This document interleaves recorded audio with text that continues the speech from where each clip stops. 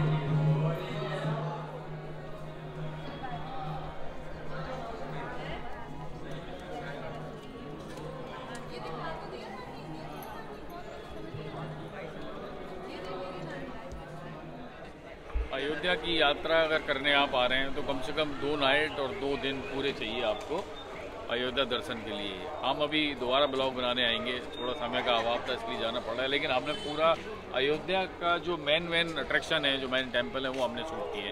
बाकी मैं आपसे जानना चाहूँगा कि यहाँ पे और सराउंडिंग में कितने सारे टेम्पल हैं जो हम जा सकते हैं विजिट करने के लिए। जी, जैसे कि अयोध्या एक धार्मिक नगरी है, यह टूरिस्ट प्लेस हम इसको नहीं बोल सकते।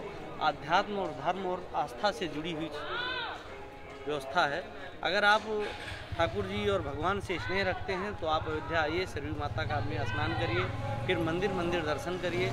और अभी गुप्ता जी आपके बहुत सारे स्थान छूट गए हैं जो नहीं हो पा रहे हैं, तो जब आप अगली बार आएंगे तो आपके सभी मंदिरों का दर्शन करवाएंगे, जिसमें से प्रमुख मंदिरों में छोटी देवकाली, बड़ी देवकाली और काले राम मंदिर, सुग्रीव जी का टेम्पल, और आप दशरथ जी की समाधि जहाँ पर है वहाँ ले चलते हैं, जहाँ भगवान राम के सारे वंशज सूर्य भगवान का उपासना करने के लिए जाते थे, सूरज कुंड, और जहाँ पर 14 वर्ष महाराज भरत ने नंदीग्राम में तपस्या की और यहाँ का राजपाट चलाया, उस स्थान पे चलेंगे। फिर उसके आगे है अंधी अंधा आश्रम, जहाँ पर श्रवण जी के माता पिता ने अपने प्राण तजे थे। फिर उससे और आगे बढ़ते हैं तो आ जाता है जहाँ से भगवान की यात्रा पूरी हो जाती है, भगवान राजा रामचंद्र जी की, और वो बैकुंठ गमन करते हैं। उसको कहते हैं गुप्त अवतार घाट, लेकिन सब अभ्रंश होके वो हो गया गुप्तार घाट। तो गुप्तार घाट बोला जाता है। गुप्तार घाट, वहाँ पर अयोध्या की यात्रा पूरी हो जाती है। और अभी हम आपको ले चलते हैं एक बहुत सुंदर भोजनालय है अयोध्या में, जो लोग बाहर से आए कभी भोजन करने का मन करे तो माहेश्वरी परिवार का है, हम उसको भी आपको दिखा दें। बहुत बढ़िया, चलिए।